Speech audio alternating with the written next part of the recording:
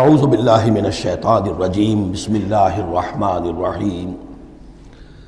واللہ فضل بعضکم علی بعض فی الرزق،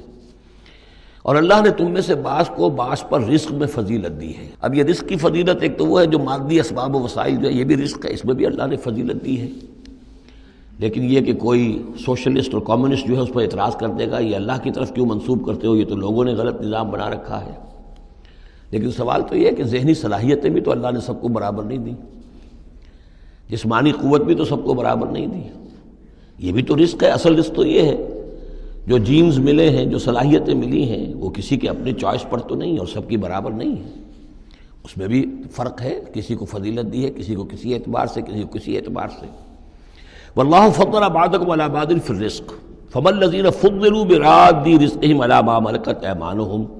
تو تم نہیں دیکھتے کہ جن لوگوں کو رزق میں فضیلت دی گئی ہو وہ لوٹا دیتے ہوں اپنا رزق اپنے غلاموں کو، یعنی جو ان کے غلام ہیں ان کو بھی ان کے ساتھ تقسیم کر لیں، ان کو بھی مالک بنا دیں۔ یہ تو نہیں ہوتا، یہ اصل میں نفی کی جا رہی ہے کہ تم نے جو سمجھا کہ ایک بڑا خدا ہے، یہ چھوٹے خدا جو ہیں یہ در حقیقت اس کے تو ایک طرح سے یوں سمجھیے کہ خدمتگار ہی ہیں، لیکن چونکہ اس کے خدمت میں رہتے ہیں اور اس ہماری کو سفارش کر سکتے ہیں، لیکن اگر یہ چھوٹے ہیں تو جیسے تم اپنے غلاموں کو اپنے برابر نہیں کر سکتے، کیا اللہ تعالیٰ ان کو اپنے برابر کر لے گا؟ کیا ان میں سے کسی کی دھونس جو ہے اللہ کے اوپر چلے گی؟ کیا وہ اللہ سے اپنی بات بنوا لے گا؟ فَهُمْ فِيهِ سَوَاءٌ، کوئی شخص اپنے غلاموں کو اپنی ملکیت میں برابر کا شریک نہیں کرتا۔ أَفَبِنِعْمَةِ اللَّهِ يَجْحَدُونَ، اور کیا یہ اللہ کی جو نعمت ہے اس کا انکار کر رہے ہیں۔ وَاللَّهُ جَعَلَ لَكُم مِّنْ أَنفُسِكُمْ أَزْوَاجًا، اللہ نے تمہاری اپنی نوع ہی سے تمہاری بیویاں بنائیں، جوڑے بنائے۔ زوج کا لفظ عربی میں دونوں طرف جاتا ہے، عورت کے لیے مرد زوج ہے اور مرد کے لیے عورت زوج ہے، زوج جوڑے کو کہتے ہیں۔ واللہ جعل لکم من انفسکم، یہاں انفسکم سے مراد کیا ہے؟ تمہاری نوع، ہر جاندار کا جوڑا جو ہے اسی کی نوع میں سے ہے، ایک سپیشیز ایک ہی ہے، جو بھی جانور ہے سپیشیز ایک ہے، اس کے جینڈرز مختلف ہیں، جن سے جدا ہیں، لیکن یہ کہ جہاں تک نوع کا تعلق ہے وہ ایک ہی ہے۔ وَجَعَلَ لَكُم مِّنْ أَزْوَاجِكُمْ بَنِينَ، اور پھر تمہاری بیویوں سے یا تمہارے جوڑوں سے تمہارے لیے اس نے بیٹے بنائے، وَحَفَدَةً، اور پوتے تمہیں عطا کیے، وَرَزَقَكُم مِّنَ الطَّيِّبَاتِ، اور ساری پاکیزہ چیزیں تمہیں دیں۔ أَفَبِالْبَاطِلِ يُؤْمِنُونَ وَبِنِعْمَةِ اللَّهِ هُمْ يَكْفُرُونَ، یہ نعمت کا لفظ دیکھیے بار بار اس صورت میں آ رہا ہے، تو کیا یہ باطل پر ایمان رکھتے ہیں اور اللہ تعالیٰ کی نعمت کا انکار کرتے ہیں، کفران نعمت کرتے ہیں؟ وَيَعْبُدُونَ مِن دُونِ اللَّهِ مَا لَا يَمْلِكُ لَهُمْ رِزْقًا مِّنَ السَّمَاوَاتِ وَالْأَرْضِ شَيْئًا، اور یہ پوج رہے ہیں اللہ کو چھوڑ کر ان چیزوں کو جنہیں کوئی اختیار نہیں ہے ان کے لیے کسی رزق کا، نہ آسمانوں سے نہ زمین سے، وَلَا يَسْتَطِيعُونَ، نہ اس کی قدرت رکھتے ہیں۔ یہ ذہن میں رکھیے کہ یہ جو مشرکین عرب تھے اپنے ایام جاہلیت میں بھی تلبیہ جو پڑھتے تھے، لبیک اللہم لبیک لبیک لا شریک لک لبیک، تو اس میں موجود تھا لا شریک لک لبیک الا شریکا تملکہ وما ملک، تیرا کوئی شریک نہیں ہے، ہاں وہ شریک کہ جو کچھ اس کا اختیار ہے اس کا بھی مالک تو ہی ہے، یعنی بالآخر اختیار تیرا ہی تیرا ہے، کسی تیرے شریک کے پاس کوئی اختیار جو ہے تجھ سے آزاد ہو کر آٹونومس کوئی اختیار اس کے پاس نہیں ہے۔ تملکہ وما ملک، تو ہی اس کا بھی مالک ہے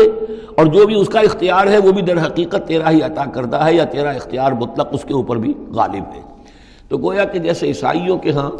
انہوں نے توحید کو تثلیث میں بدلا، پھر تثلیث کو توحید میں لے آتے ہیں، 3 in 1 and 1 in 3، اسی طریقے سے مشرکین عرب توحید کے اندر شرک پیدا کرتے تھے، شرک کو پھر لوٹا دیتے تھے توحید کی طرف۔ فلا تضربوا للہ الامثال، تو دیکھو اللہ کے لیے کوئی مثالیں بیان نہ کیا کرو، اگرچہ اسی صورت میں ہم پڑھ چکے ہیں وَلِلَّهِ الْمَثَلُ الْأَعْلَىٰ، ظاہر بات ہے کہ اللہ تعالیٰ کی ایک ہستی ہے، بہت بلند و بالا ہے، اصولی طور پر تو ہم یہ کہہ سکتے ہیں کہ اللہ کی مثال یا اللہ کی شان بہت بلند ہے، لیکن کوئی مثال بیان نہیں کر سکتے اس کے لیے۔ مثال جو بھی لائیں گے عالم خلق سے لائیں گے، اپنے ذہن سے لائیں گے، محدود سوچ ہے، محدود تصور ہے، ہماری قوت متخیلہ محدود ہے، جو بھی شے لائیں گے اس محدود سے، وہ ظاہر بات ہے کہ اللہ تعالیٰ کی مطلق اور جو ہستی ہے، ایبسولیوٹ ایگزسٹنس جس کی ہے، جس کی ایٹریبیوٹس ایبسولیوٹ ہیں، ان کے اوپر اس کو کوئی مثال صادق نہیں آ سکتی، اور یہ صحیح بات ہے، اگرچہ دینا پڑتا ہے۔ اللہ کے افعال کے لیے اللہ تعالیٰ جو کچھ کر رہا ہے، جس طور سے کر رہا ہے، کچھ نہ کچھ الفاظ استعمال کرنے پڑ، اللہ کا ہاتھ، اللہ کا چہرہ، اللہ کا پاؤں، اللہ کا تخت، اللہ کی کرسی، اللہ کا عرش، اب یہ سب چیزیں آئیں گی، لیکن یہ کہ ان کی اصل حقیقت کو ہم بالکل نہیں جانتے، اور ہم خود کوئی مثال بیان کریں اللہ کے لیے اس سے روک دیا گیا۔ فلا تضربوا للہ الامثال۔ چنانچہ یہ بات جو آئی ہے سورہ شورى میں تو بلکہ کیٹیگوریکلی آئی ہے، لیس کمثلہ شیء، اس کے مثال کسی کوئی شے بھی موجود نہیں۔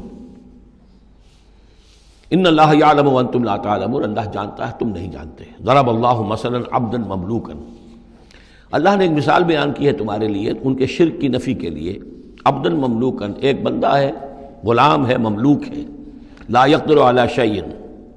اس کا کوئی اختیار ہے ہی نہیں، کچھ کر ہی نہیں سکتا، ایک وہ بندہ ہے۔ وَمَنْ رَزَقْنَاهُ مِنَّا رِزْقًا حَسَنًا، اور ایک شخص وہ ہے جس کو ہم نے اپنے پاس سے بڑا اچھا رزق دیا ہے، رزق میں مال بھی آ سکتا ہے، علم بھی آ سکتا ہے۔ فَهُوَ يُنْفِقُ مِنْهُ سِرًّا وَجَهْرًا، پھر وہ خرچ کرتا ہے اس میں سے کھلے بھی اور چھپے بھی، یعنی مال بھی خرچ کر رہا ہے، اگر علم دیا ہے تو علم تقسیم کر رہا ہے، لوگوں کو پہنچا رہا ہے، تعلیم دے رہا ہے، تلقین کر رہا ہے، نصیحت کر رہا ہے۔ هل يستوون، کیا یہ برابر ہو جائیں گے؟ الحمدللہ، کل تعریف اور شکر اللہ کے لیے ہے، بل اکثرہم لا یعلمون، لیکن اکثریت جو ہے علم نہیں رکھتی۔ یعنی اللہ کے ایک وہ بندے ہیں کہ جو اس کے کام میں لگے ہوئے ہیں، امر بالمعروف نہی عن المنکر کر رہے ہیں،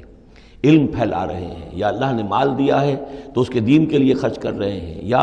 ابنائے نو میں سے جو لوگ ضرورت مند ہیں، محتاج ہیں، ان کو دے رہے ہیں، اور ایک وہ ہے کہ جس کے ہاتھ میں کچھ ہے ہی نہیں، اختیار ہی نہیں ہے، وہ کچھ کر ہی نہیں سکتا، تو یہ برابر کیسے ہو جائے گا؟